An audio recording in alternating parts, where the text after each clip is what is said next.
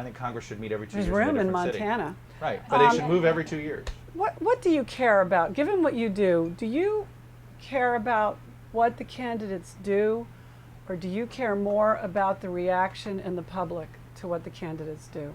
I think it's a combination. I mean, I'm not going to pretend that I'm a guardian of what the candidates should do when it comes to governing. I'm not going to. That's not what you're analyzing, is it? No, but I'm more concerned about the reaction of how folks will react to various things that the candidates say or do, not necessarily what they say or do. Since you mocked me as a Georgetowner, let me ask you: do you ever talk to regular voters?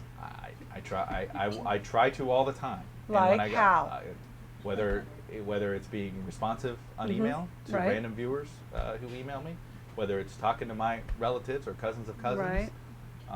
That's the best. It's hard when I go to events. You do but I actually think people at events. That's not always. People are self-selectors when they go to an event, so that's not always the best place. I refuse to do rental car or taxi driver interviews. I think that's always, well, the taxi driver told me, that the economy is really weak here in Des Moines. Yeah. Thank you for that news flash. So I do try to, you do your best. Is there any but I love peer listening to talk radio. information? No, of course not, because everybody listens. But, it's funny.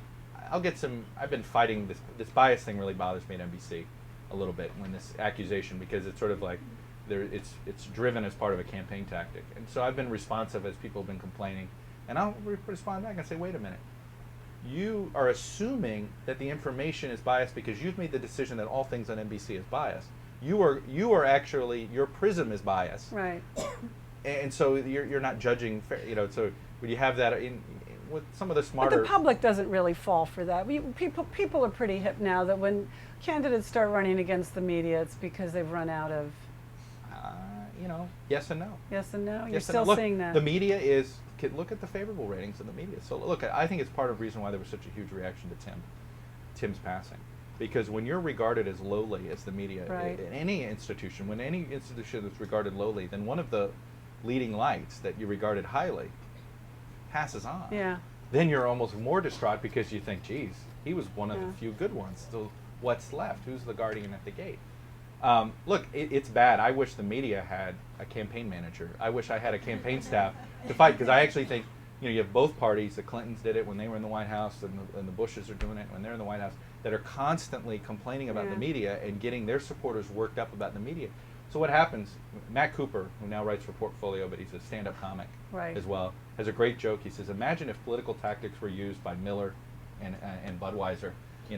Miller says it's less filling, but what they don't tell you is da-da-da-da. And all of a sudden what would happen? People stop drinking beer, right? They wouldn't stop buying Budweiser or buying Miller. They'd stop drinking beer. And so I think what's happened is you've had both sides make this assumption that everybody's biased. Democrats did it with Fox. It's just it goes on both sides. I still think they've made the media, that now everybody's, the media's biased. I don't trust any of them anymore. And it's this whole pox. And we actually can't fight back. We don't have a campaign. No, you know what I'm sick of? I'm sick of surrogates. I just don't think they're any good anymore. They don't have fresh material. It's tough. It's like I just zzz right through them. I'd rather listen to the. Some are interesting. Some surrogates are more interesting than others. It reaches a point where it's just, Carly Fiorina was interesting. It's interesting when they mess up.